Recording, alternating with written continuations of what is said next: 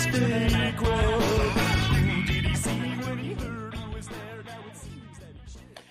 right, everybody, welcome out to the Log Room Guys Craft Beer Show. It is Tuesday, April the 18th, Tax Day, 2023. Jersey Johnny coming at you with me, as always, is none other than Mr. Beer Samurai. Say hello, Mr. Samurai. I got to go file my tax. Oh, crap. How do I file my taxes from Utah? Envelope. Oh, it's federal. It's federal. I'm fine. Post office. Internet. I'm sure you did it already, didn't you? Yeah, I did. Yeah, you did. Yeah. I hope you did. Anyway. Months ago, actually. Months ago. There you go. I get my W-2s and immediately put it because I get money back. There you go. And ironically, if you're getting money back, you really don't have to file them on time. Yeah. But the people that get money back file them like immediately. Right. Exactly. So how are you doing today? How's been this last week in Utah? Last we saw you, you were in Utah. You had just gotten there, and I was up in the sticks of the Adirondack area, or right at the beginning of the Adirondack area, actually, right at the foot of it, if you will. Near Glens Falls, right? Yeah. Queensbury to be exact, but North Glens Falls. It's all like the same area, by Lake George. Yep, just south of Lake George. All pretty much now. Suburbs of Lake George, I guess, but not really suburbs. Lake George is not a city. Lake George, I think, is a suburb of Glens Falls, if you want to look at it that way. Actually, technically, if you go by size, yes, but if you go by money that probably comes in, it's the other way around. Right? Lake George Village, it's basically the Jersey Shore in the mountains is what it is. In the summer, and a little bit in the winter. They had to have a little winter fest, but like in the other months, it's kind of a little slower there, if you will. Some good liquid up there, though. We talked about it last week. You've been there. You've been there, Yeah, and then Matt had a bit of that liquid. Hey, I did. As did I, but yeah. Oh man, but no, this trip's been great so far. We hit all the big five. We started off Canyonlands, went to Arches, Capitol Reef, Bryce, and Zion. I tell you, all five of them are entirely different. They all have their own charms. Sure. And Bryce wasn't entirely open, but man, that was pretty cool. We did Zion yesterday. We kind of knocked about today. Think about it, though, man. Going through Utah. Right. I mean, we all know that Utah's got some really strange beer laws. I've heard that, yeah. So only 5% or low can be poured on tap. Anything above has to be canned or bottled because then it's considered a spirit. Above 5%. So it's not that the breweries can't brew more than 5%. They just can't put it on tap. Right. So that's why last week I was drinking a 16% Imperial Stout. Yep. Out of a crowler. No, it was a 16 ounce. Oh, 16 ounce can? 16 ounce can. So I got crowlers today though, because okay. Here's the thing, you get out of that was Keto's, and that was in Salt Lake City. And there's some good liquid in Salt Lake City, in Utah. Is that foreshadowing? Yeah, a bit. Yeah. But when you get out of Salt Lake City into the rest of Utah, it's really hard to find good beer. I mean, we've hit a few of the breweries and cans from some of the other breweries, and we're just trying to figure out what's going on. So if you notice, I'm doing something I usually don't do. I'm eating pizza outside the tri-state area. I was going to say eating. No, you always eat. But eating pizza outside the tri-state area. Yeah, how is that pizza? It's really good, actually. This is a jalapeno popper pizza. Jalapeno popper pizza. Now is there jalapeno poppers on it, or is it the crust made with jalapeno poppers? No, it's a tomato sauce based. There's bacon, jalapenos, barbecue sauce, and cream cheese. Interesting. It's very tasty, very, very good. And we found it at a brewery in Arizona. Did you? Did you? And what would that brewery be? Close to Utah, or very close? So close that they do most of their business with Utah. So even though Arizona does not change their clocks for daylight savings, Colorado City does. That's where this brewery is located. And we got there. We got our first beer, which was ye old something beer. But we immediately were like, "Oh my God, finally good beer!" There you go. and then got into their IPAs and went, this is actually really, really good beer. Nice. So they do some great things. I can't remember the Ye Old something. We need to ask somebody what the name of that beer is. I talked to the owner. Well, bring him on. All Bring right. him on. Ladies and gentlemen, welcome to the show. Raymond Hammon, the owner, brewer of Edge of the World Brewery. Hey, Ray. Hey there. How's it going? How's it going? Ye Old what? What am I missing here? Ye Old Country Ale. That's the one. Describe that beer for me, because it's listed on Untapped as a pale ale, and that's not a British style pale ale, and I didn't quite buy it as a British style pale ale. What describe that beer to us? So it was actually kind of a little bit of an accident. some of the best beers come from accidents. I was trying to do like an Irish red ale, right? So it's got an English ale strain in it, English crystal malts, things like that. And it didn't turn out red. So I was like, okay, well, what are we going to call it? Ye Old Country Ale. It was for St. Patty's Day last year, and people really liked it. So we brought it on again. It's just our seasonal. We release it on St. Patrick's Day every year, and people like it. There you go. That's pretty cool. That was a hallelujah when we tasted that. It's like, okay, maybe not a pale ale, but I was like, yeah, it could pass as an amber. But I know you have an amber. Closer to an amber. Yeah, I think it's closer to an amber. But it is so easy to drink. It's delicious. Well, thank you. And that was like, okay, we're gonna be here for a little bit. Let's order pizza. set up camp and get some food. So wait, you ordered pizza from a brewery? Yes. So you got food at a brewery? What is this concept you speak of? So Ray John's being snarky because New Jersey beer laws, breweries can't serve food. Oh, interesting. No. You can drink all you want, get hammered completely, no food. Not even like food trucks outside or anything like that? Food trucks can be outside as long as it's not planned. You don't plan with them to negotiate with them to get them there, and B, they're parked on a public street, not in your brewery parking lot. So they show up on their own. They can be there, and people can bring food in too. They can order DoorDash or Grubhub or anything, or just from a pizzeria or whatever, a local pizzeria or whatever, and get food brought in. But you can't provide the food. We can provide snacks. We can't like prepackaged chips, pretzels, peanuts, beef jerky, whatever, that stuff. That's fine. Yeah. But you're not making a meal with a snack, right? You're having, you're not absorbing a lot of alcohol with a bag of Fritos. And there's a lot of reasons for it, but we don't have to go up on that soapbox. We've said it a million times on the show, and things are starting to, there are things in the works. Hopefully something happens soon, but in any event, we'll leave it at that point. So, but yeah, there's a lot of things that are in between, like where Ray is and where we are. Mm-hmm. One is the beautiful scenery. Mm-hmm. And I'm sure living there, it's like, you're like, what beautiful scenery, because you see it every day. There's like two giant mesas right in the backdrop of Colorado City, and then you look off to the north, and there's these snow-covered mountains. It's just gorgeous there. Yeah, there's pretty diverse terrain. I mean, we're sandwiched in between Zion National Park, the north rim of the Grand Canyon is like maybe an hour's drive away. It's not open for the season yet, but yeah, they're still under snow. You go, we drove through Fredonia on our way back here, known as the gateway to the North Rim. And, we wanted to see the North Rim, but, the road's closed because it's under snow. Yeah. But yeah, the Grand Staircase Escalante National Monument is pretty close. Lake Powell's pretty close. So yeah, a lot of our traffic is folks. Bryce isn't that far. I'm sorry? Bryce isn't that far. It's not that far away, no. Nope. Yeah, it's just amazing out here. It's landscape that people from the East Coast have never seen unless they've come out here. You got to come out here. It's something else. And what's really neat about this time of the year is you get down to the desert where you are. And it was kind of a little cool today. It was about 60 degrees, 65 degrees today. In Zion yesterday was 80 degrees. And here we are. I'm looking out the doors here, and I'm just seeing snow covering the hills here.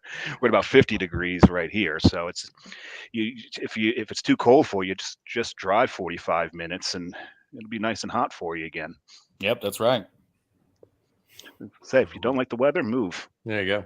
Here, you can don't have do to pretty move that much far. anything you want, from skiing, snowboarding, all the way to trekking through the Grand Canyon. Yeah. Oh, but it's freaking great. the ATVs that we've seen around here, and there's sandboarding in Coral Pink Sands Yep. State Park. You can rent a board, wax it up, and go down the dunes with it. There's amazing mountain biking too.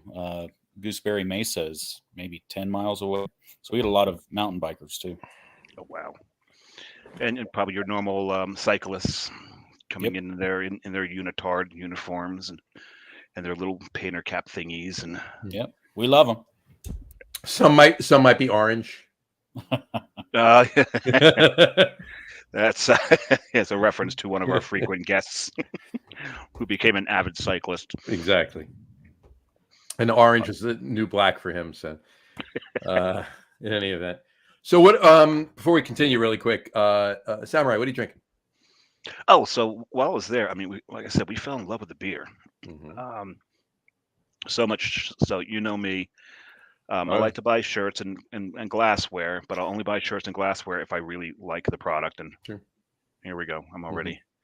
I've got the where it is. This right here. Yeah, looking good. Yeah, Colorado City, Arizona. There's probably something on the back, but I'm not going to turn around because I can show the logo on this piece of glassware right here that hopefully will survive the flight home. And I got a couple crowlers while I was there. This one's interesting, and Ray and I talked about this one a little bit, mostly with Mandy. This is the Pog Sour. Oh yeah. Was it pomegranate, orange, and guava? Passion fruit, orange, and Passion guava. fruit, orange, Passion and fruit, guava. orange, and guava. Ah, that explains it. Okay, I'm like, why am I not getting pomegranate? Because I heard wrong. You were so focused on the pizza that you forgot to listen to the fruit that was in the Pog Sour. Oh my God, this is really good. This is real. We had that discussion about how we're not particularly fans of over lactosing a beer. Yeah, there's no lactose in this. I don't use it. And we praise you for that. I have before, one time. But it was kind of interesting because we added it to our porter for some reason. Just pastry porter. Experimental. And that it outraged some of our regulars.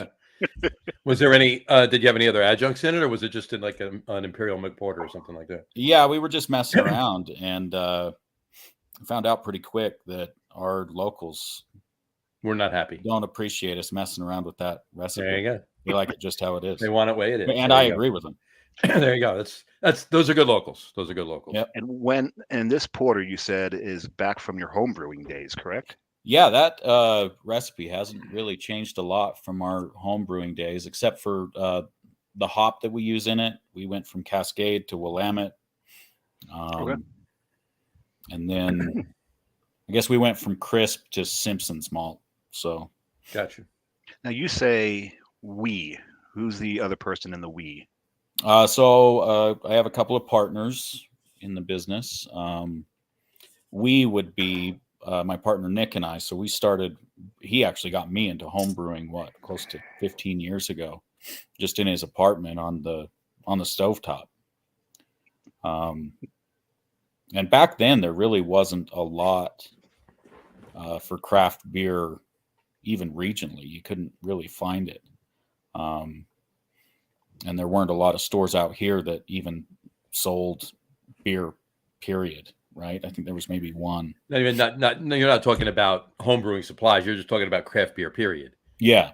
Right. And so we got interested in it. We went to, as soon as we got our hands on craft beer and realized we couldn't really get all the things that we'd like to try, we just decided to start brewing ourselves. Gotcha. So, and from there, we started serving our own beer at parties, and that's where our other partner came in. He wanted to build a brewery, so he funded it. Let's talk about that in a second. I want to back up two things. I want to back up. First of all, we got to figure out what you're drinking. Right. First of all, I'm drinking I went with little lighter beers today. Little Ferry Light from Brick City Brewing in Little Ferry, New Jersey. Been on the show before. we've done a collab with them. They're really good brewery. Great guys up there too, making good liquid. Just finish that off there. And of course, I'm drinking it out of my mechanical brewing glass there. Very nice. We've had them on the show as well. Anyway, which and then I wanted to back up to we skipped right over the first question we always ask the guests. Oh, whoops. So let me just throw that out there right now. That's good. Anyway, Ray, as far back as you can remember, or as best you can remember, I should say, what was the first craft beer you ever had?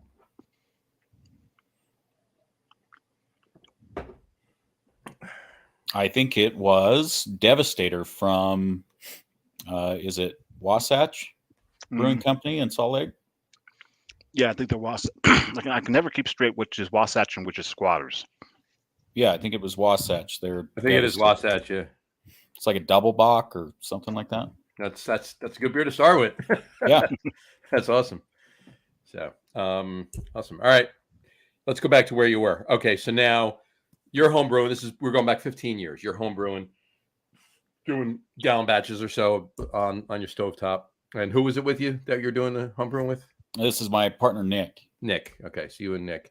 And then how long did you do that before you brought in the third guy and wanted to open the brewery?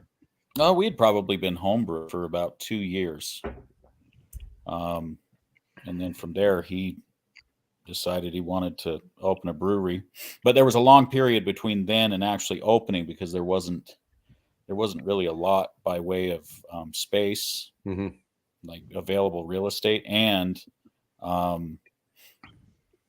we weren't really sure. Like the city council at the time here in Colorado City was not super workable, so kind of deterred us from getting started. But ultimately, we did.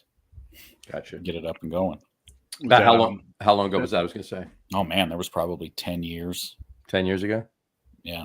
Was that an objection to alcohol being created in the town from a religious point of view, or? Yes, that's what it was. And we didn't realize at the time that in Arizona, although they do have you go to the local governing board, their decision isn't really binding unless they have, certain objections, like if the applicant for a liquor license is a criminal or something like that. But absent something like that, the state will grant you the license. Interesting. Because Jersey, it's the municipality that grants the liquor license. Yeah. And I think in Utah, that's the municipality grants the liquor license. The state grants the brewer's license in New Jersey. So okay. The brewery license still comes from the state. The municipality grants the liquor license, but there's still state paperwork that has to be done with that. You still have to do ABC checks and everything else. But it's more on a municipal level when it comes to, restaurants and bars, packaged liquor licenses. But when it comes to the actual brewery license, there's variances and things you have to meet and so forth with the town that you're in, but all the licensing and everything else comes from the state. Yeah, in Arizona, I think really the only local hurdle is just making sure that it's zoned correctly. So, yeah, and you're in like a little mini mall area. Yeah. So it was already zoned, so you didn't have that issue. There you go. That's awesome.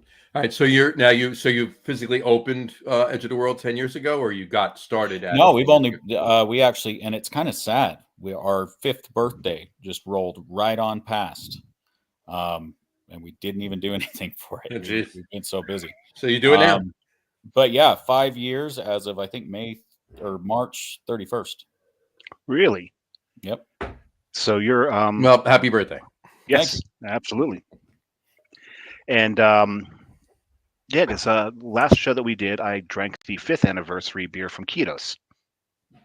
Oh, so you guys have been the same amount of time as Kitos has. Nice. Yeah, those guys make good beer. Okay. Yeah, they do. So, it took you about 5 years to open, basically. Yeah, more or less. All right. There's a brewery just opened in New Jersey last weekend that took them almost 8 or 9 years, but there's a lot of other reasons for that too. So, but they're finally getting going too. But hey, you know what? When you finally open, that's what it all boils down to, right? That's the day. That's you're happy for. You get going. You can get get that facility open, get the tap room open, and so forth and so on. So, Yep.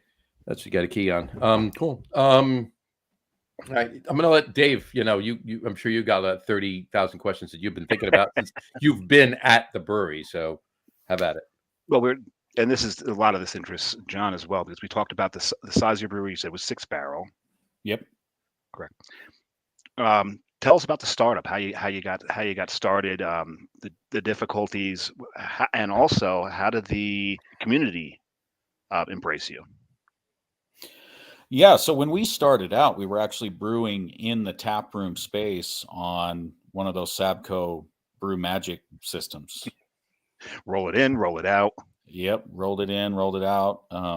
We had like a fermentation room that we kind of tried to keep temperature controlled. And we just couldn't keep up at all. The other thing is we were allowed to supplement on our taps with other Arizona microbreweries. So,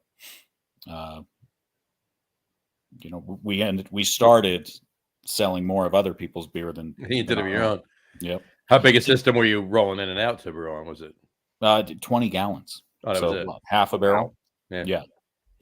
I mean, looking back, it wasn't very fun, but one good aspect of it is it gave me the opportunity to roll through a lot of batches. So I appreciate that aspect of You're able to cut your teeth on a lot of different yeah. styles and get them out in front of people and see how they flew and, throw it against the wall and see what sticks, so to speak. Exactly. Right? Yeah.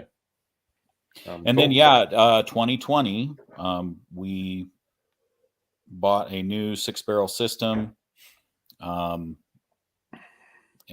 we got all the tanks in the building and we got shut down for COVID. Yeah. Yep. So you said 2020. I'm like, oh, that's one of those timing that year. The timing was not very good. We were shut down from I guess the middle of March, and we were able to open 4th of July weekend of 2020. Were you our new 6-barrel system?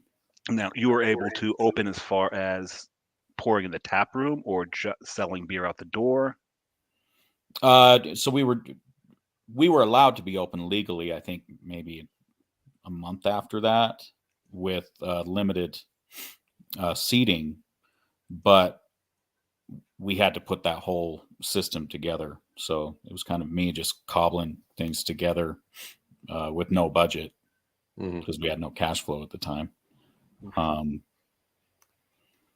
it wasn't until about July that I was able to get everything put together. Wow. Well, it was a real DIY project. Yeah. So it sounds so you're the brewer and plumber as well? Yeah. Well, yeah. Well, that's how it works. That's every brewery. One of the great things is we brewer, janitor, plumber, a hardware store right next door. Done. So I can walk to the hardware store. It's probably the very best thing about that location is if I need something, and you know how going to the hardware store is. Like if I had to drive as many times as I have to walk over there, I probably would have quit by now. A long time ago. And how many special orders they have to do for you? They've been pretty good at least having something that I can cobble together. But between them and Amazon, get her done. Yeah, exactly. Yeah. Exactly. So you switched to a 6-barrel. What system you bring in?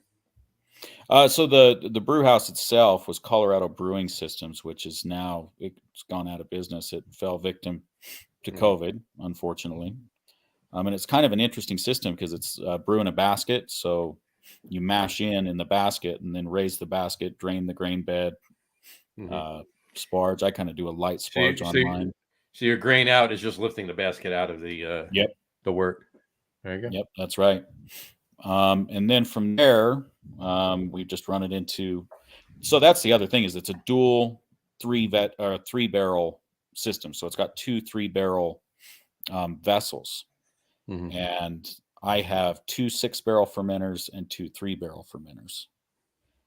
The cool thing about that is I can do 2 separate 3-barrel batches. So do an amber and a porter, So it gives you the ability to get some variation on your taps. a little Sure. bit easier. Oh yeah, absolutely. And then on our big selling beers, we can run them in 6-barrel batches. Just do the same recipe back to back. Mm-hmm. So it's pretty nice, pretty versatile that way. That works. Awesome. What are some of the what are some of your flagships, some of your staples that you're doing right now? Well, the porter, I would say, is probably our most famous, like that. Our most, and that's the one that enthusiastic fans. You pissed everybody off. Oh yeah, I mean, one time when we were on the old system, not only did I add lactose to one, but got the brilliant, like they sent me a sample of like this raspberry flavoring, so we were like, okay, let's throw it in a porter. Yeah, right. Chocolate porter, raspberry, boom. They almost lit the brewery on fire for that. Oh, jeez. That's funny. That is pretty funny. And the irony. But yeah, the locals kind of drive, like they've been active participants in the development of some of these beer recipes, so you can thank them. That's pretty funny. You gotta love that, though. You gotta love when they're that passionate about your liquid, that they almost make it their own. Yeah, and it was the first business in town to serve alcohol. Really? Yes. You mean from the tap or sell it entirely? Sell it entirely. Because I know. So actually, no, that's not right. There may have been one, but sell it from the tap for sure. Because I know that before we got there, Carrie and I went into Bees, and I'm going through Bees, and I'm looking through their selection of beer there. I'm like, okay, yeah, I could live here. They've got a pretty decent selection, for a grocery store in this town that not a lot of people have heard of, and this is a beautiful grocery store. It really is. Yeah, they put that in probably 2 or 3 years ago, and we went. It's been great. Yeah, we went there looking for squeaky cheese. We found the squeaky cheese, and squeaky cheese. Squeaky cheese. It's actually cheddar cheese curds. Oh. Did you find the bar upstairs? I know that we saw the bar upstairs. Yeah. We're like, no, we're going to the brewery after this. We're not going to the bar upstairs. There's a beer garden up there. Is that right? Yeah. They've got a coffee house in there. They've got what's the chicken tenders place. It's like a little fast food joint in there. Oh, that's an Arctic Circle. Arctic Circle. Never heard of them. Yeah, I think it's a Western. Sure. Yep. But yeah, burgers, shakes, that kind of stuff. Wow. Oh yes, I saw a banana shake. I almost got a banana shake. But yeah, that's a neat place. But you're but you would have been the first who served on tap then, right? Yes. You're prior to that beer garden. Yes. That's in Colorado City. So yeah, I'm because we're a border town. I mean, the brewery is maybe half a mile from the Utah border, and so the community extends into the state of Utah. It's Hilldale, Utah, and Colorado City, Arizona. Okay. I do believe that there was one, like a restaurant that served alcohol back in the 90s, on the Utah side, but in Colorado City, we were the first. So there's the caveat. It's funny because you've got a very, very, like you said, your porter is the porter. It's an amazing porter. Love that porter. That's going to be the next beer I drink, actually. I got Pog because we didn't really have Pog. We got a taste of the Pog in the brewery. So I want to get a crowler of that to officially drink it. We've got the porter. But in that region, the big porter is Polygamy Porter, right? Yes. Utah. That's like probably one of the most famous. It's probably the most famous beer that's come out of Utah is Polygamy Porter. Yeah. Mostly because the way they bill it too is hilarious.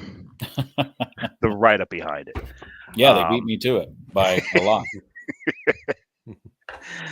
So, but the write-up, like you can't have just one. I mean, it actually gets a little worse than that, John. I wish I could find it. I know that I sent it to you guys, along with, because we were at where were we? We were someplace in Moab, and they had a write up of the beers, and like it was 3 beers that just said this is a Kolsch, it's a light beer. Amber, it's malty. Porter, it's dark. That's what the descriptions. And then they got to Polygamy Porter, and it was the whole description that the brewery puts out for Polygamy Porter. It was hilarious. I can't remember. I'll have to find it. Yeah, you have to find that. That was so funny. That's great. Oh, that's funny. So what? Where were we talking about? You said the porter. That's probably the main one that everybody's. Yeah, and then from there, like our biggest sellers is like the lightest beer. That's a pseudo lager that we make. I run unitanks. I don't have any bright tanks. I built my brewery. Basically, we demolished an office and put the brewery in there, so it's like a brewery in a closet. Mm-hmm. Super confined space. So no room for bright tanks, anything like that. So we do a pseudo lager, and our amber, I would say, are our top sellers by volume. And then the hazy. They drink a lot of hazy. John, I found the description for Blue Gimme Porter, and you almost nailed it. Yeah. I think you did. It says, "Why just have one?" Why just have one? Right. A smooth, chocolatey, easy to drink brown porter that's more than a little naughty.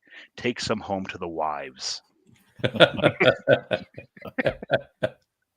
pretty funny. There you go. Yeah. Anyway, polygamy porter. Got a little. Yeah, but I gotta say, his porter is it's a lot better. Gotcha. No offense to maybe all offense to Utah beer, but like I said, Salt Lake City's got some damn good beer in it, though. Gotcha. Yes, well, they do. Well, again, that's a little bit more foreshadow. We're going to talk about that in a little while coming up. But earlier I'd asked, there was any way you could, find a way to get some of that back this way. Unfortunately, they only do. So when are you going to can other than Crowlers? Are you going to distribute at any point? Yeah, we've been talking about that, and we're trying to decide how to do it. I put in some additional refrigeration space, so I think that I could justify a little bit, just like regional self-distributing type of stuff. But hopefully, at some point, we can get a bigger system. And now, distribution rules and laws there. Would you only be able to distribute within Arizona? Or would you be able to distribute across border into Utah? So we could distribute across border into Utah. It would there's an application process for the state of Utah. Oh, and I believe Utah allows breweries to self-distribute. Right. Yeah, I mean, so we wouldn't have to get picked up by a distributor necessarily. That's always a plus. You don't want to have to pay that middleman. And that's a big plus, definitely. Because either you're taking too much of a hit or your consumer's paying too much. Mm-hmm. Yeah, one of the two things is going to happen. So that's huge. That's great. I'm gonna say my second beer. Now, I was out at this brewery 3 weeks ago. What's interesting is this brewery actually came up in conversation with a couple of other customers in Edge of the World today, believe it or not. There you go. Oh. I was out of this brewery a few weeks ago. I was actually at the brewery. It's been probably the fourth or fifth time I've been out there. The space is really cool, and as soon as I say it, you'll know why the space is really cool. I mean, it's not like really nicely appointed and everything else. It's cool because it's the oldest friggin' brewery in the United States. All right, and that's Yuengling. They made a premium lager.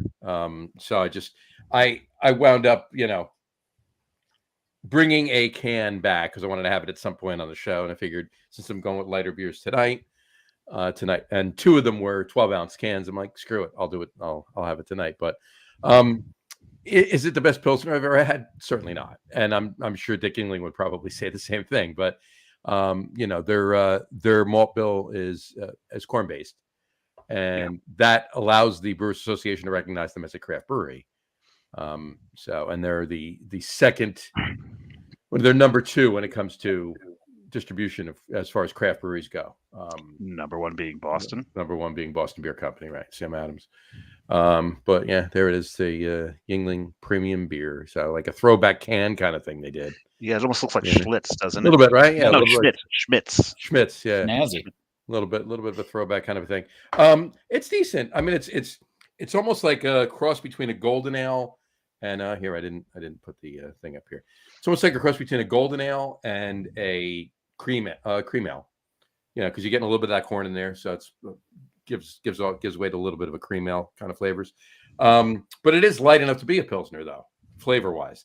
So it's odd. So cross a Pilsner with a golden ale and a cream ale, and that you have what I'm drinking right here. So Right. In your home brewing days, did you have inspirations, certain breweries, certain beers that you wanted to try to mimic or live up Epic to? Brewing comes to mind with their Utah Sage Saison. That's another one of those craft beers that really captured my attention. And we do a couple different saisons that are kind of inspired by that, where we use herbs. A lemon sage saison, which is a seasonal that comes out in the summer, which is quite popular. A lot of people like it. In fact, I just last week had people asking when we would have it on again. So yeah, I'd say Epic's beer would be one. Yeah, they're more foreshadowing. We'll talk about them in a little bit, but never had the opportunity to get. I haven't been to Utah, but never had the opportunity, obviously, to get to Epic in Utah. But I have been at Epic in Denver, and yeah, spent a little extra time there while I was there, so that was pretty good. But yeah, when Ray and I was talking, I said, yeah, Epic can probably flatten you, but if I ever went to Avery, I'd have to live there. You need a forklift to get me up after going through their catalog. They almost last time I was at Avery, they almost did have to forklift me out. Fortunately, I have decent food there too, so I was able to soak up some of what I was drinking with the food. So get those carbs in. Exactly. To soak up the alcohol carbs. Exactly. So, cool. What's on the horizon for? Let me go get my second beer. Hold on. Go get your second beer. I'll start with that with Ray.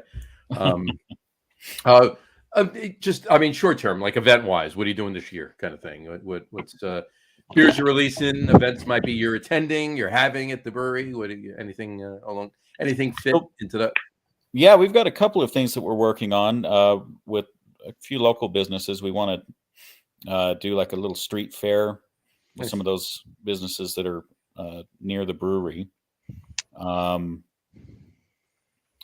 I've been working on, like I said earlier, getting some more refrigeration space, some more kegs. One of the issues that we have is I can't keep all of my standard beers on tap at the same time because we run into a bottleneck with our kegs. So once we get past that, I'm going to get back in the brew house and get a little bit more experimental, which I'm super excited about. Gotcha. Another thing we want to do is do a limited bottle release. I bought a whole bunch of bottles, and I kind of want to do like a big gnarly IPA. Nice. Ooh. Gonna do like a bottle condition, cork and cage, or just bottle conditioned. Yep. There's so many beers that have come out that, and especially, and I'm talking mostly IPAs, where they're just fantastic off tap. Then they cork and cage bottle condition them, and it changes the beer in so many wonderful ways. Yeah. Right. Dogfish Head Squall comes to mind because that's what 90-minute barrel aged, or bottle aged. I think you're right. I think it's 90-minute bottle aged, 90-minute bottle conditioned, 90-minute. And then of course there was Double Simcoe from Weyerbacher. Well, that was just. I mean, I am so upset with them. I love Weyerbacher, and I'm glad they got some of their shit together. Back together now, but getting rid of that beer, that was one of the best beers they ever made. That was a travesty. It was one of my favorite beers they made. Yeah. But I like what you said, Dogfish's Head. I like that. Did I say Dogfish's Head? You said Dogfish's Head. I like that. I gotta stop drinking these so fast. No, I think we got to get in touch with Sam and tell him he's got to do a beer called Dogfish's Head. Do a collab. Locker Room Guys collab with Dogfish Head. Dogfish Head, right? Called Dogfish's Head. I love it. Gotta love it. Anyway, and as you can tell, this is the porter. Oh, and there you go. It looks good on screen too. Yeah, don't it? I like it. This is. I love these roasty coffee notes. Mm-hmm. There's even though there's no lactose, there's almost a creaminess to this. Really? Yeah, it's beautiful. You got enough room in your suitcase for a crowler? I'm probably not getting back down to Colorado Springs this trip, John. Colorado Springs? You going over to? Oh, Colorado City. Right. Wow, I'm just Okay, so I'm Well, kind that's of where Colorado Springs, Arizona, is where they make Dogfish's head. that's where that brewery. Exactly. That's where it is. Gotta love it. Anyway. So you said you're getting excited about starting to experiment again. Yes. What are you thinking of, if you can say? So my business partner has asked me probably 1,000 times. He wants a beer with prickly pear in it. Nice. Why not? And yeah, I've just been so busy keeping our standards on tap. Like a traditional beer, you're gonna more like a sour kind of thing, a prickly pear I'm sour. thinking a sour, yeah. Mm. And maybe just trying it with because our sour, we actually use that the Philly sour yeast. Mhm. So kind of makes it easy to do it in my small brewery without risking infection. This is true. And it's a little bit more, and it's more efficient than doing the kettle souring. So I like that. But yeah, there's a lot of local prickly pears out here. And at one time he had gathered up buckets and buckets of them, wanting me to do it when I was a home brewer. Oh, jeez. But they went bad before I could get to it. Before you got to it. I've had a lot of prickly pear sours. What I would love to try would be a prickly pear IPA. Oh yeah, that would be interesting. That I would love to try because even in Jersey, Like a lighter, less bitter, more Yeah. juicy New England style with prickly pear in it. yeah, and I had their New England style while I was there, and like I told Ray, I said, "What this is exactly what a hazy is supposed to be. It's supposed to be like a non-aggressive, right? The IPA for people who don't like to drink IPAs. It's just a beautiful beer, but the regular You mind IPA. if I run with your idea there? Go right ahead. What's that? Because that would be delicious. Oh, the prickly pear New England? Yeah. Go for it. Yeah, absolutely. Yeah. Yeah, no, that's I would love to. You should put a nod to the lager room guys. On Yeah, there you go. Yeah, good look up there. Ship And you it- one. There you go. There you go. But man, that would be amazing. But so what he had on tap while I was there, right? You had the hazy, Yep. delicious, so drinkable. You can crush these things all day long. The IPA, the regular IPA, had some beautiful pine notes in there. This thing was crystal clear, as a West Coast IPA should be. I just love coming across a beer like that. And then the white IPA. Ray, I'll let you describe the white IPA because that was such an interesting beer. I loved it. So there's a guy who does our ordering, right? He orders our ingredients. Didn't get the right yeast. That's Ended usually up with some Belgian yeast, and I was in the middle of the brew, but I'm like, hey, Hey, here Ray, we go. We're the using guy who Belgian does yeast in this. the guy who does the ordering is usually the head brewer. Yeah, I think that guy. Yeah, we're looking at him. Me. I couldn't blame it on Kyle, my assistant. Usually he does get blamed, but not this time. Well, you could blame it. You could blame it. Couldn't pass it off. Yeah, we'll blame him. This was Kyle's fault. Yeah. I left my rechargeable batteries for my Garmin in Moab, and I think that's Kyle's fault too. Yeah. So, Damn it, Kyle. God damn it. Damn it, Kyle. So there's a Belgian yeast in a West Coast IPA. It was actually supposed to be a hazy. And interestingly enough, with that yeast, it seems it almost accentuated some of the bitterness in the hops. No, it absolutely did. It was Yeah. At first, like I said, I thought that your beer tender had messed up and give me the regular IPA again. Yeah. Until I realized, no, there are some floral notes in here that Yeah. weren't in the other one. So it's Mhm. similar, but yeah, the yeast changes it. Yeah, it really did. And it's like the phenols in that yeast almost came off, like instead of spicy, almost. I guess I'll just say this: that beer aged really well. When it was young, it was quite volatile, and it had like rubber going on, and kind of interesting. So I'm glad you got it when you did. I think we brewed that back in November. Oh wow! So it's had some time to really age, and it's been interesting to watch it age over the. Mm-hmm. So course the of a few months. rubber turned to a floral note. Yeah, There you go. thank God. It was really good. It was really good. Yeah. Cool. What else you doing? Do you guys jump into any beer fests? You gonna I don't So know. at the I don't know moment, what's we're too local out small. there. You know what. I get asked all the time if we're going to, but as I said, I can barely keep my taps full Sure. in the tap room, and that's where you capture the most, the majority of your Oh no. revenue anyway. Yeah. No. I mean, it'd be silly for you. If you're running out of beer in your tap room, to Yeah. take a couple of kegs and bring them to a beer fest and charge wholesale price instead of retail that you're making on the beer in the tap room. It's kind of doing yourself a disservice, especially since beer fest is supposed to accentuate what you are and bring other people into the tap room. And if you don't have a problem selling through the beer in your tap room, you don't need that right now. So, right. Yeah. Yeah. And then there's also a geographical problem. A lot of the Utah, I mean, we're closer to Utah than we are Arizona. There's a giant hole in the ground between us and the rest of Arizona. Yeah, I've heard that. Yeah, It's yeah. a little difficult to navigate around. Yeah, this ditch that they haven't managed to fill in yet. Yeah, It's the country's biggest pothole. Yep. Can't say as I've been there. I have flown over it and looked down on it, but I haven't been to it. So yeah, we don't really have a lot of opportunities to do that. There's a local music festival. It's actually situated in the state of Utah. Like I said, we're a border town. So also we have a local winery that's located on the Utah side. They're pulling some special events permits. And we're going to see if we can't pour there once we get past this little cooperage and refrigeration bottleneck that we have. I'll chat with you when we're done. We'll talk a little bit off air.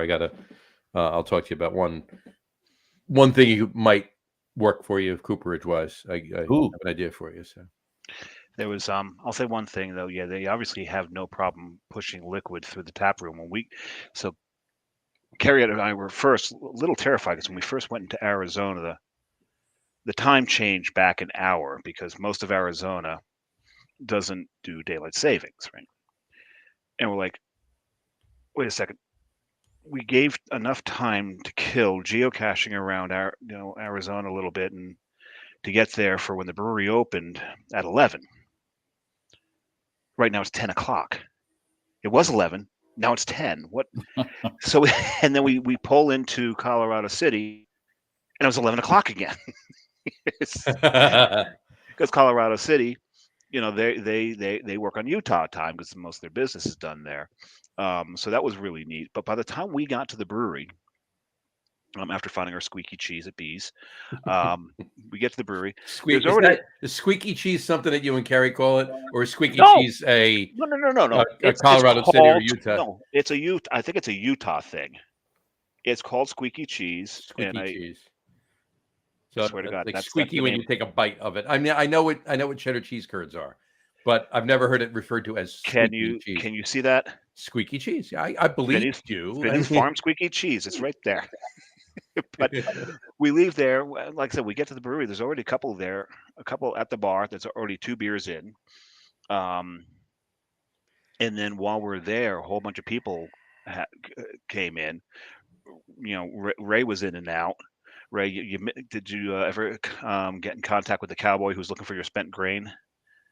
Oh, is that what he was looking for? I thought he was looking to sell me grain. No. He's looking for your spent grain. I think to feed his cows. Oh, yeah. We're sitting. This guy. There's a long line for that. Well, it's funny because Carrie looked at me. He's like, "What did he want?" I'm like, spent grains being fed to livestock is a long tradition in the brewery world. This happens everywhere, even in Jersey, where you don't think we have a lot of livestock. A lot of the grains go towards some of the farms and all that. So, yeah, that's what he was looking for. But yeah, my spent grains actually go to my brother and my cousin, and they raise American Akaushi or Wagyu beef. Really, and it's really, really good. Beautiful animals, beautiful meat, lovely marbled. Oh man, we've had so many hamburgers. We haven't had one steak while we're out here, though. We may have to do that. Really? You had no steaks out there? No. And the thing is, I'm starting to feel bad because I've seen so many cows. And they're just like, and actually, there's one. Where were we coming through? We're coming through Emory, Utah, and we saw this one cow that actually terrified us. It looked like the Arnold Schwarzenegger of cows. This thing was I say beefy without meaning it to be a pun. Beefy. This cow was so beefy. This cow was ripped. I swear to God, this thing was ripped. Was it standing up and flexing, or yeah? No, just the way he stood, like, and he looked at us, and Gary's like, "Can we move?" He's scaring me. It was he had no horn, so I don't know if it was a bull or not, but he was an intimidating cow. I'll send you a picture of him, John. Did take a picture of him. So you know what I'm talking about. You did take a picture of him. You're going to go back by and take a picture of him. No. I'm not going through Emory again. There's really no reason to go through Emory, unless I need to file my nails. There's no reason to go through Emory. I see what you did there. Yeah. No. We're taking 89 up to, I think, 15, and then heading up that way. So we'll bypass. I was going to ask, where's your Airbnb? You said there's snow outside. Oh yeah, we're in Alton right now. Oh.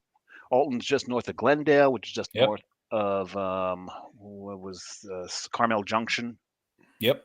Right. So that is a beautiful drive up 89. Oh wow, it is really something else. I think I've nearly crashed a few times just looking at what's going on outside the windows. Yep. Not paying attention to the road. It's difficult because you want to see. And we went to Bryce, and driving up 89 on the left side, just as you get close to Alton, there's Hoodoos right there. Yep. It's like, you don't need to go to Bryce see Hoodoos. They're right here off of 89. Right there. You mentioned Red Canyon, or like over there? It's near Stout Canyon, I think. Okay. And I'm like, Stout Canyon? It's not near Red Canyon. It's near Stout Canyon. Is it anywhere near IPA Canyon? No, I'd much rather be in Stout Canyon. You know me, John. I'm not a huge IPA fan. So ordering 3 different IPAs in your brewery, Ray, is really uncommon for me. Very uncommon for him. Is it? Yeah, I'm not. I've been over IPAs for a long time now. Especially the hazies. He's been over IPAs for such a long time. Ask him what his number 1 check-in of beer is. It's a session IPA. I told Ray about that while I was there. There you go. What you call it? You're mentioning spent grain and everything else. A lot of people put spent grain in pretzels, in the pretzel dough. And it's actually really tasty. Harpoon does it up in Boston all the time. And those pretzels, they're soft pretzels. They bake them right there. Oh my God, they're fantastic. But while I was out in Pennsylvania, I actually bought a bag of these sourdough craft beer pretzel rings. They're fantastic. I'm literally just going to have one little half because it makes a lot of noise. You don't want me crunching on the show. So I'm going to mute my mic while I eat it. But it could be worse. It could be my mic back at home, John. True. You could hear me digesting it. Mm-hmm. I've got a really sensitive mic. That's not too bad, John. It's not that crunchy. Oh, you muted yourself. I see. He was kind. So, but let's talk a little bit about the kitchen, Ray. Because how does the kitchen do for you? Because I saw a lot of food coming through that window.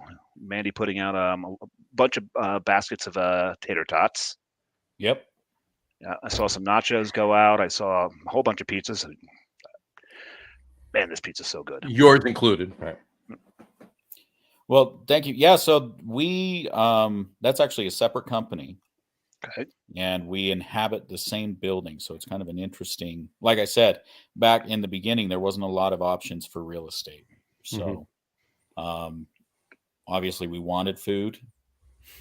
So it made sense to build it there. Yeah, it's not the largest of towns. And I guess, is there like limitations as far as how far out they can build? At that point, a lot of the real estate was just occupied. So okay. Gotcha. It's a different environment now. So yeah, it's the one thing in where we're from. If you see a blank space, you know that you can build into it or buy it to build into it. Out here, you see a blank space and nothing on it. You know that somewhere along there, attached to it, many acres, there's probably cows roaming in it, and we'll eventually get over to there when they deplete the grass in the other section. And every square inch of land is probably owned out here, even though it doesn't look that way. Right. Yes. A lot of agricultural land. There's actually quite a lot of like industrial stuff going on. But yeah, it's changing a little bit. I mean, when we first opened the brewery, we didn't really think that there would be a lot by way of tourists, which is, kind of crazy to me now. But You had no idea that Dave would be coming through there? no, I, lived there my whole life, and I was like, who wants to come out here? Like, why? And then, we opened the doors, and pretty soon you're seeing people from Australia and Belgium and just people from all over the world. Gotcha. That's So it really a great gave thing, us, though. I mean, it really is. It showed us just how many people are going through that area to see things. Mm-hmm. That's awesome. And there's some, and what blew me away is some of the beautiful homes that are there. Yeah. There's some beautiful houses. There's one at the end of Mojave Drive that Carrie looked up to see if it was for sale. And the thing's actually for sale for nearly $2 million. And I can see why. It's a gorgeous, gorgeous house. And it's really an interesting town. I didn't expect it to be as progressive and built up as it is. Yeah, that's a new development. Yeah, Bees looks pretty damn new. Yes. It's How did you hear about us, by the way? I never asked that. Well, I work where I work. There is someone who I work with who is from St. George. Oh, that's right. Yeah. And I talked to him about it, but he's not the one who said go to Colorado City. John and I, when we travel, as you can tell, we're kind of into beer a little bit. Yeah. So when we travel, what we do is we look for the breweries. That's what I do. Right. So I'm going from the southeastern corner of Utah to the southwestern corner of Utah looking for breweries.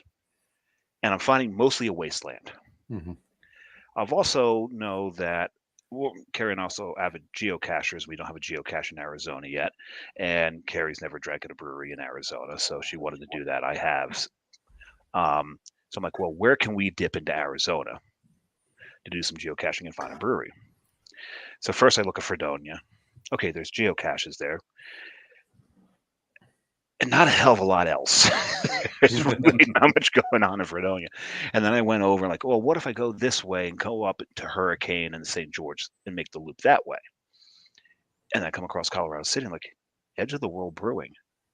Curious. So I click on it and look at your website and like, they're doing some interesting stuff here.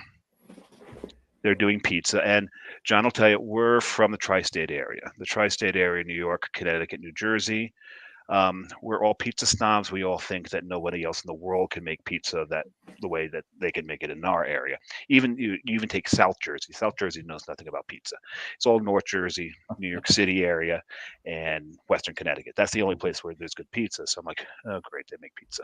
Well, at least I can get there's decent pizza in what is Central Jersey, right? And everybody says no, there is Central Jersey. There's Central Jersey and North, and then New York City and but lower and then a little bit of Connecticut, So we're all snobs that way, and we're kind of militant about it, actually, to the point where you'll never see us eating pizza outside. But we're like, jalapeno popper pizza. Let's give this a shot. And Carrie's son is actually a pizza chef, and he's always doing some really interesting things. So we got the pizza, it landed, and we took a picture of it. We sent it to her son. He's like, "Oh my God, that looks delicious." Like, yeah, it absolutely is. So yeah, kudos to the kitchen that I actually had a pizza outside of the area that I really enjoyed. Yeah. There you go. Well, that's awesome. I'll pass that along to the kitchen and also. And I am so upset because I know it says on both the menus, if you enjoy your food, buy the kitchen a beer, and I forgot to buy the beer while we were there. Damn it! You said there was you said bacon, jalapenos, cream cheese, and barbecue sauce on top of a red sauce. Gotcha. So red sauce. So no other cheese, just the cream cheese. Just cream cheese. Just cream cheese. Gotcha. Oh, it's got mozzarella on it as well. It does. Is there? Yeah. It should, at least. I didn't see them. Well, there you go. So it's under the bacon. Okay, here's the thing.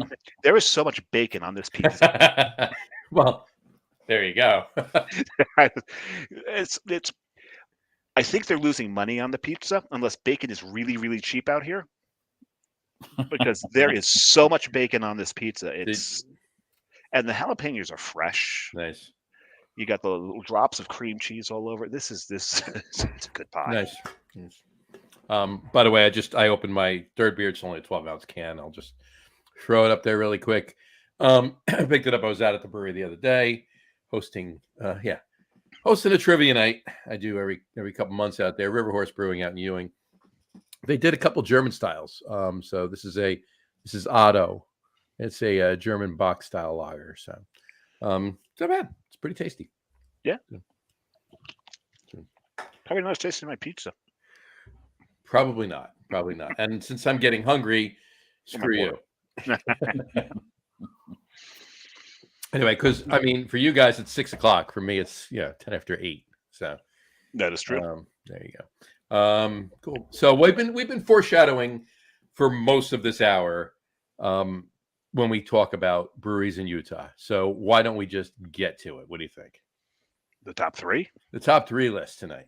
Are we there? Oh, why not? I'm here. I'm right here.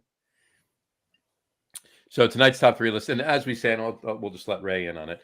We do a top 3 list, Ray, because for 2 reasons. One, when we first started the show 3 years ago, for the first few weeks, it was just we're coming up. Yeah, this late August, early September is gonna be 3 years. Wow. But first several weeks was just Dave and I. I told Ray it was 2. No, we're coming up with 3. So it's just Dave and I. Prohibition was 1933, the repeal prohibition. So we're paying homage to repeal prohibition. 1933, 3 and 3, 2 3s. Me and Dave, top 3. You're over explaining it. We get it. Yep. And then the other reason why, thanks for pointing that out. Yeah.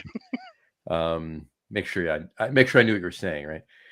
The other reason was if a top 10 list would be too long, since Dave and I seem to usually wind up sneaking 5 or 6 things into a top 3 list anyway. So, but anyway, tonight's top 3 list is top 3 favorite Utah breweries. Top 3 favorite Utah breweries. Let's kick it off with Ray. Let's start with the guest. 3-1. 3-1. Go for it. I want to do it actually. Okay, I'm trying to think of who I want in the 3rd spot, but I'd say let's go with Epic for 3. Mm-hmm. And then Fisher Brewing Company in Salt Lake City. Ooh, we got to add that to the list. Fisher is awesome. Fisher was actually a brewery in Salt Lake City pre-Prohibition. Really? And then they resurrected it. They do a lot of great beers there. And then number 1 is Templin Family Brewing Company. It is absolutely beautiful. I love all of their beers. Every time I go to Salt Lake City, I go there. Templin, John. Templin. Yep. As a matter of fact, was the hottest thing on my radar for this trip. 2 days from now, tomorrow we're spending the day in.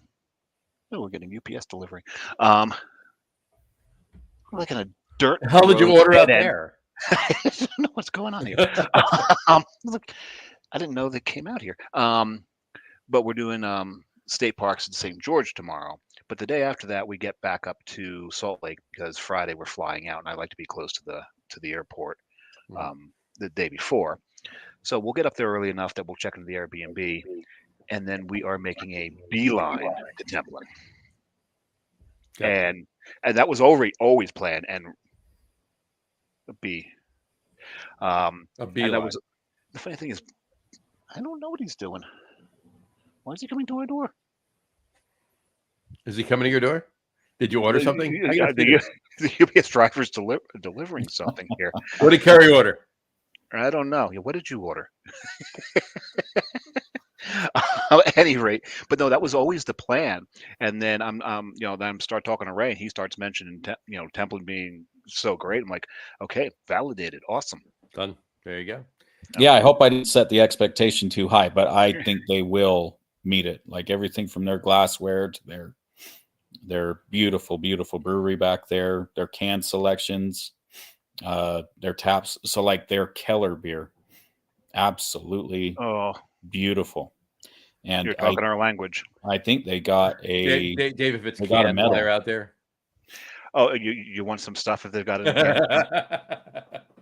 I want like some stuff. GABF last year. I think they won a silver or something for their Is that right? Keller beer. Cool. Yeah, anybody who wins a gold at GBF, I get a little suspicious that someone's been paid. But a silver, then I start paying attention. There you go. Anyway, all right. So, Epic, Fisher, Templin. There you go. Samurai, give us yours. You would think I would had time enough to think about this, right? I thought you did. I've not, and there's so many that we've got on our radar to hit. So this list will change. And you were just there last year too. So it's not like you didn't go anywhere. Yeah. Oh no, but we drove. I was with my son who doesn't drink. Right, so, but you did go. So yeah, and there was one in Utah, and you think I would have looked it up before the show, but we got back to the brewery real quick, and this was up in like Ogden or something like that. I don't remember what it is. I know Roja's in Roja, something like that. I only have. I'll echo Epic. The first beer that I had when I was here last year was the German Pilsner from Epic. Was it like Pfeiffer Noose or something like that? No, that's a cookie. It was Snickerdoodle. Yeah, Snickerdoodle. There you go. It was so I'll echo Epic, but I'll as my third. Echo Epic. Yes. I gotta put Proper in there. I do like Proper. I think they're an underrated brewery. They make a hell of a burger. Damn, they make a hell of a burger. They just 2 months ago, and it's funny because John knows how I plan my trips, how I research my trips, and the day before we left, I'm going over everything again. I'm like, Proper Brewing in Moab. How did I miss that? Well, because they only opened two months ago, and I did the planning for the Moab area 4 months ago, so they weren't even there. So 2 months ago, Proper opened there. The best beer we had so far on the trip. That's not true, because my number one brewing is where we went to right after we landed, got our luggage, got the rental, and we went to Ketos Brewing. Ketos was my number one so far. I've still got a few others to go to. I want to hit Policy Kings up in Cedar. As you mentioned, Templin Family Brewing. There's a couple of other that are on my list that I can't think of right now, but right now my favorite brewery in Utah has got to be Ketos, and that's 2 I's, John. 2 I's. 2 I's. KIITOS. That is correct. Mm-hmm. That'd be these guys right here. Mm-hmm. This last night, this was my sleep aid. This is their Imperial Barley Wine at 15.6%. Imperial Barley Wine. Like a barley wine needs to be imperial. If we stop in, maybe I'll grab you one. I don't know if I like you that much. Considering you forgot something big yesterday, but that's beside the point. I did not. What are you talking about? What? I mean, I know what you're talking about. What do you mean I forgot? I get the text. I got nothing from. I'm gonna break your phone when you get home. I texted you 3 times yesterday. 3 times I texted you yesterday. Wait a second. I may have you blocked. Hold on. For You many honestly good think reasons. I wouldn't text you for your birthday? You pain in the ass. I was hurt. Actually, no, I was more hurt that my oldest son still hasn't texted me. Oh, well, I mean, you get used to that. I mean, yeah, a little rat bastard. So I saw my son the other day for my birthday, which is in 2 weeks, but we did it the other day. I'm still waiting from last year for him to say happy birthday. My younger son got it in, 13 minutes under the wire? There you go. 13 minutes under the wire. My daughter, on the other hand, 8 in the morning, her time. 8 in the morning, her time. So she's now favorite child. There you go. Ray, do you have kids, Ray? I do not. No. Good for you. There you go. That's why you can operate a brewery. Yeah, all three of them were down the other day. We did it the other day. So, Nice. So John, your top 3 from Utah. my top 3. Well, I'm going to make funny. this. We're going to preface this with the fact that I told Ray immediately, like, John only knows 2. No. I know plenty. He's only had 2. I've only had 2. I've never been to Utah, and I've only had 2 Utah brewed beers. All right, so they're obviously 2 of my. I'm not going to put them in any order. Epic, of course. Mm-hmm. I've had plenty of Epic here in Jersey, and obviously out at Epic in Denver and Colorado, right? And Uinta. So I got to leave it at that, because anything I put on there is only going to be based on what I heard the 2 of you talking about right now. So, and to put in any, you know what? My third one's Templin. There you go. There you go. Done. That's a solid lineup. And Uinta, it's the first time we've mentioned them. This whole podcast talking about this area, Utah, and all that. First time we've mentioned Uinta. It was interesting because 2 of the most well-known breweries out of Utah, especially in Utah, are Wasatch and Uinta. Mm-hmm. They're both named after mountain ranges, right? Yep. Yeah, one on either side of Salt Lake City. Mm-hmm. The valley that Salt Lake City's in, framed by those 2 mountain ranges. Mm-hmm. There you go. So, absolutely. So those are my 3. All right.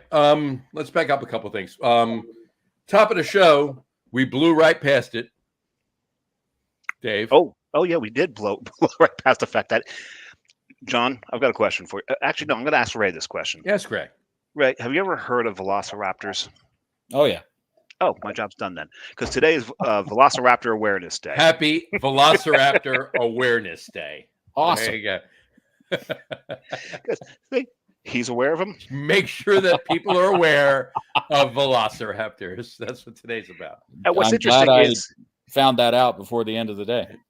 and what's interesting is in this region, the one of the big predatory dinosaurs was obviously the Utah raptor. Mm-hmm. Right, that was found here. That's why it's named the Utah raptor, because that makes a lot of sense. But yeah, it is Velociraptor Awareness Day. We really should lobby for a Utah Raptor Awareness Day, I think. I think so. Mm-hmm. Well, I mean, we lobbied for the Log Room Guys, International Log Room Guys Day. No, we didn't lobby for it. We just announced it, right? So, Yeah. Well, that was our lobbying. That was what it was. There was no lobbying involved. It was like, this is this, and the story. Right. And also, happy National Animal Cracker Day. And you said you had something to say about this. Yeah, I did, actually. What are you for or against? No. Is it a political thing? It's not a political thing at all. No. Animal crackers. What company is most famous for making animal crackers? Nabisco. All right.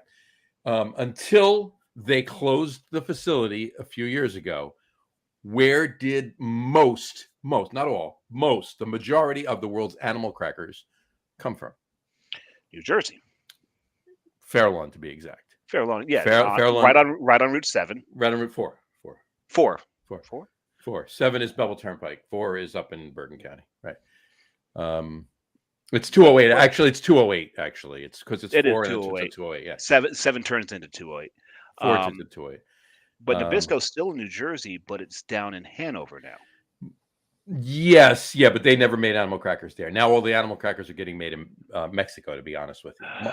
Mondelez bought Nabisco out years ago. Okay, so they kept. Then why is there not a Chupacabra animal cracker? There should be a Chupacabra animal cracker, but there's a Chupacabra beer that was released today, but that's from another brewery and another thing. So. Oh God, that's got to be Bolero. Of course. Is there lactose in it? Well, they're back in the cow game. It's Chupacabra, right? They've discarded with the joke of the goat puns, and now they're back to the bull puns. So. And Ray, you almost saw the shirt today, because I actually did get the shirt. They changed the name for April Fool's Day to Bah Laro Snort. Bah Laro Snort. And it's a goat rather than a cow, but it's all cow puns. But in any event, so the animal crack. Oh my God! So to finish it up, the animal crackers forever. The majority of the world's animal crackers were made in Fair Lawn, New Jersey, at the Nabisco plant, and I lived in Fair Lawn for 13 years, 12 years, and from you're old. Late I night. know how long you've lived in other places. Right? Yeah. Just not as old as me, though. Okay. Yeah. So, whatchamacallit. And my kids grew up in Fairlawn and everything else. And I mean, you could walk out pretty much any night of the week. Just walk outside your house and go, smell cookies. And smell cookies. I And it was loved it. wonderful. That There must have was been great when they were making the Oreos. Oh yeah, animal crackers, Oreos, and Ritz. Those were the three things that were made at that plant. Now just dip back down the other side of the industrial area that it was in is Lee and Perrins. So on occasion you smell Worcestershire sauce too. So that really wasn't. Wait a second. You can say that? Worcestershire. That's impressive. Worcestershire. It's one of the 3 hardest things to say on the planet. I'm sorry. Worcestershire. I'm sorry. I was wrong. I'm sorry. I think we had. I think we had that a couple weeks ago. Didn't we did. But in any event, so there you go. That was my soapbox for Animal Cracker Day. So, cool. All right. What's coming up? What any other announcements you want to make this year for this year? Coming up. Anybody that's coming out there or that's watching this, rewatching this, listening to this on any of the audio feeds. Anything you're doing coming up? Do you want to get people out by you? For me. Yeah. Yes. Yeah, no one cares what I do. I mean, nobody really gives a damn what Dave's doing. He's tried many times to let them know what he's doing. Area, swing on by. We try to keep the beer good, all of them good all the time. So, and definitely have that jalapeno popper pizza. Oh, yep, it'll still be on the menu. And if you don't have that, we were torn between that and the meat lovers. Oh, that's the one I go for. Oh. That's my go-to.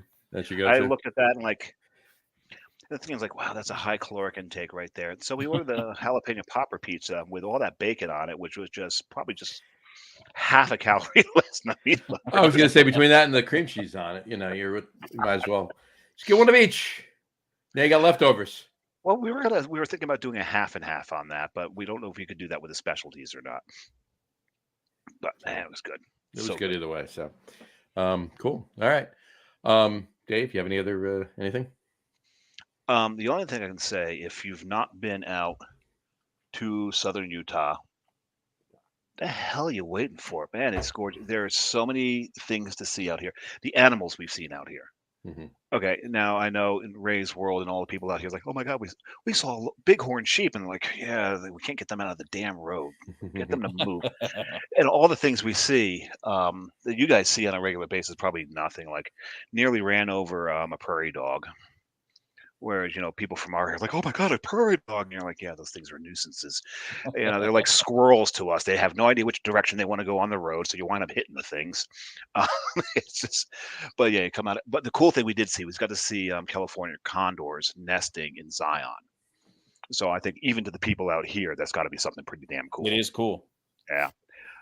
That is, considering that as an endangered species, and they think there was 2 adolescent ones, and they think because the male is sitting in the nest, they think the egg finally hatched. They think they've got another baby. Then they hatched another condor in Zion. So we've seen some really cool stuff out here. The terrain is broken and varied, and broken in so many good ways and interesting combinations. The colors of the hills, the cliffs, it's stunning. It's really, really stunning. This has been brought to you by the Southern Utah, Northern Arizona Tourism Board. Pretty much. I could be a spokesperson for him if I could speak properly. But it's beautiful out here. And yeah, if you come to Southern Utah, if you make Colorado City, Hilldale your base, there's a winery in town, obviously the brewery. I've heard of the brewery. It's good. We're going to be working on a distillery as well. So, wow, nice. Oh, very nice. And what spirits are you going to aim towards? Whiskeys, vodkas? So yeah, we just started it. So we're starting the permitting process right now. But whiskey, gin, vodka, rum. I'm going to try to do all of it. Gin, you're talking John's language here. Now, when John said if you have anything on the horizon, that would have been the time to mention. Yeah, that would have. Well, in his defense, I've been working was on kind it of been talking about beer the whole podcast. So the spirits didn't actually, Yeah. come into play there, but still I got was mentioned, trying so to we're keep it good. beer focused. There you go. Yeah. And he has no idea that you and I are also big spirits whores as Please. well. Huge, Yeah. huge. He's a big gin whore. I'm a massive bourbon whore. Mhm. It's just And from October to April, I you go to your bourbons. I go to my bourbons. I don't, I give him a run for his money on the whoredom when it comes to bourbons, but yeah, he doesn't give me a run for my money on when No. it comes to As when gins. in summertime, John does not give me a run for my money on tequila. Tequila, right? He goes to tequila, I go to gin. So, Yep. right. But Well, hopefully would think- we'll be open by next fall. So if you find yourself in Southern Utah, we so might come next by. fall 2024. You're talking, right? Actually, probably maybe 2023. Really? Now are you thinking of doing a tequila? Did you mention tequila? So agave spirits, I've thought about it, but I'm also wondering if we ought to just import it.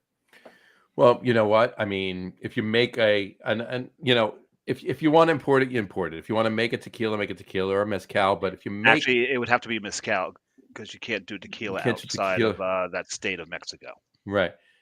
Right. Can you even do mezcal outside of Mexico? Or? Yeah.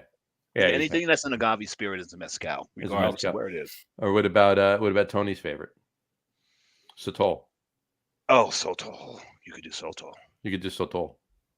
We've got a regular guest on the show who is from the far west Texas, Terlingua, Texas. Mm. So we get some really interesting stories from him. Oh yeah. And I don't think the Sotol grows out this way. Probably southern Arizona. You'd have to get some of it brought up, obviously. From there. Yeah. So, but anyway, cool. Well, keep us posted on that. We could definitely. There's a very big possibility that we might put a Lager Room guys trip into play for that's such a purpose. So awesome. Yeah, we're looking into Lager Room guys tourism. Mm-hmm. Yeah, more on that. It's in the works. It's nascent. Yep. It's fledgling. It's in its infancy stages. Yeah. So, but it's in its infancy period. But we're working on that, and it could take people, us obviously, and other people, in a lot of directions. But that may be one of them. Excuse me. That may be one of them. So, cool. All right. Well, Dave, you have anything else?